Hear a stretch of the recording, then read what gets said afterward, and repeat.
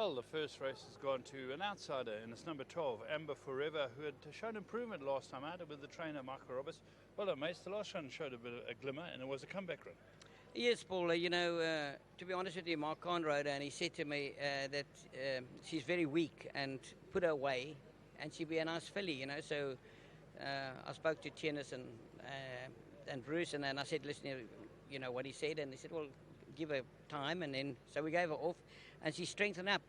She's very immature filly, and look, I mean, she was working okay, but I must be honest with you, I just thought she would need the outing today. I had a race, penciled in for Scottsville in 2 weeks' time. But, like I said to Serena, use your gate speed. She's quite quick. And, just save a bit up the straight. And, she fought on well. And, obviously we're delighted because she's quite a well-bred filly, she's a half-sister to Karate Falcon. So, I mean, it's good breeding for them. And, once again, thank you for the support from Bruce LaRue and Tennis Herrica. Any more runners? Yes, we got a horse in the second race, Shining Bright. Similar boat. I think he can run well. And the Philly Township Melody. I think the 14 will suit her today. And also, should be in a shake-up. Thanks for your help, mate. You're welcome. Thank you. Well done. You opening the meeting quite a few times lately, eh? Yes, Mr. Leff, can't do without the chances. I'm just truly grateful to Mr. Roberts and the owners of the opportunity. Yes, and I looked at the form, I thought, quite a good comeback run, fresh, but surprised me a bit and won well. Yes, working good back at home, this filly, She obviously coming from the break, you're not too sure, but she proved today that she's got a bit of class in her. From that bad draw as well. It's never easy, but it all worked out, and I'm just glad to Mr. Roberts and the team for the opportunity.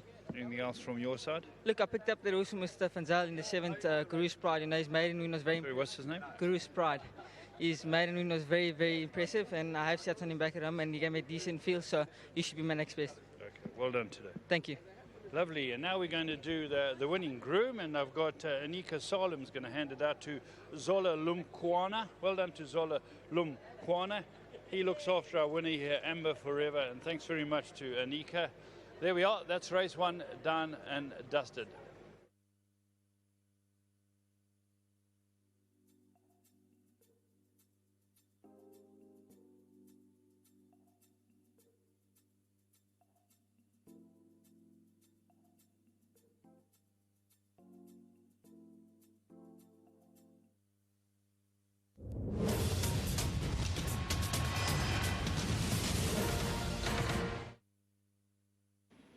Sprinting away from the 1200 metre marker.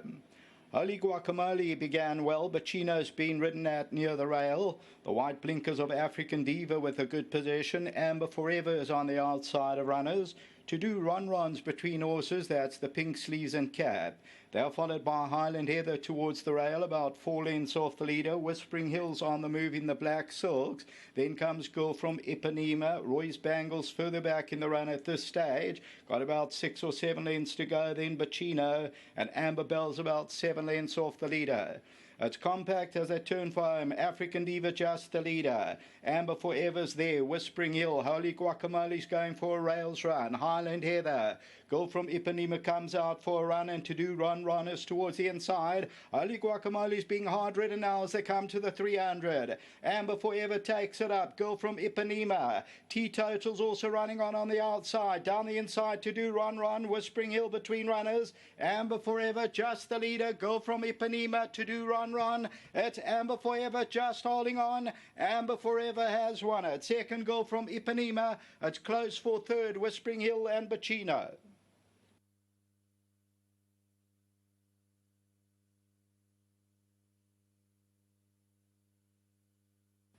Number 12, Amber Forever, is the winner, and it goes off, if it's correct, 47 rand a win and 790 for number 12, Amber Forever, Michael Roberts, and they win it, Serena Moodley, by about a half length.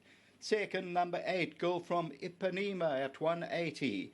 Third, close, Bacino's the red headgear nearest us.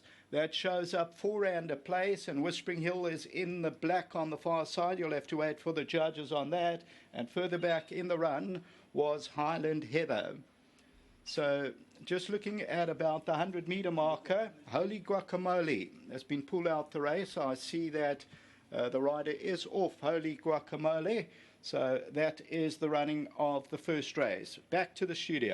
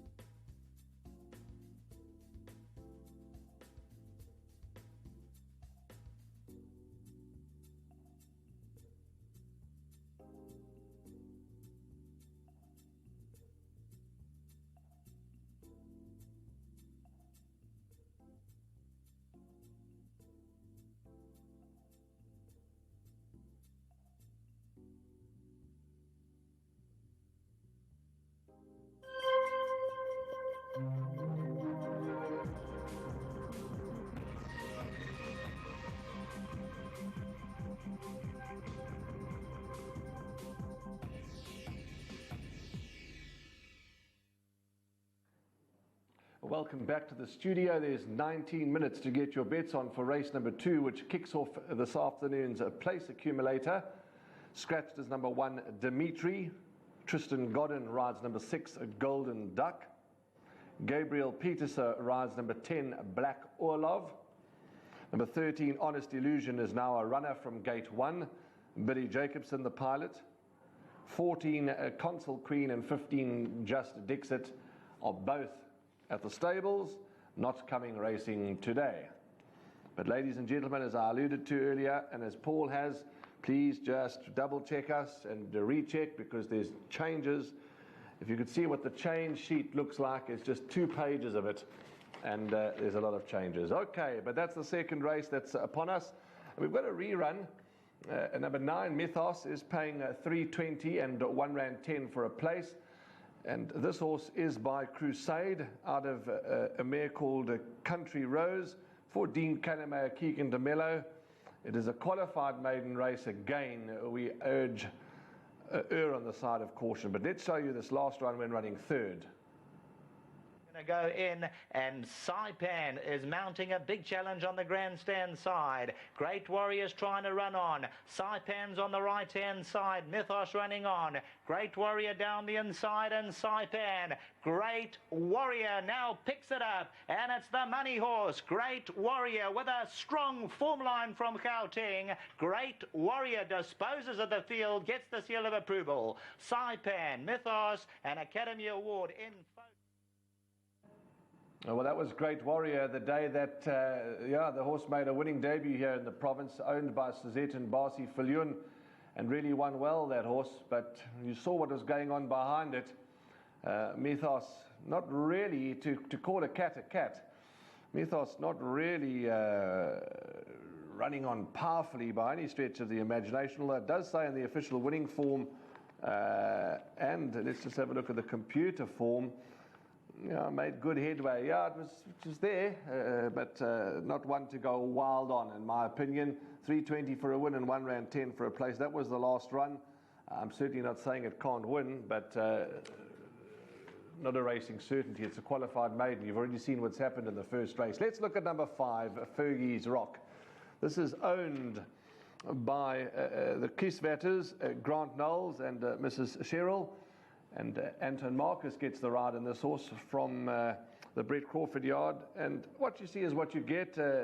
Fergie's Rock's had 12 starts, and looks like it's having its polytrack debut.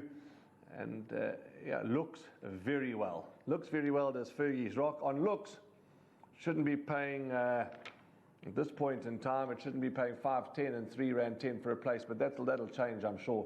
Nothing wrong with the way Fergie's Rock looks. Bright winning chance. Here is number 6. That is Golden Duck for Paul Lafferty, for the Tovies and their partners. The daughter of philanthropist, bred by Clive Flay. And Golden Duck showed up in the barrier trial to Temba very well, but since then had some excuses.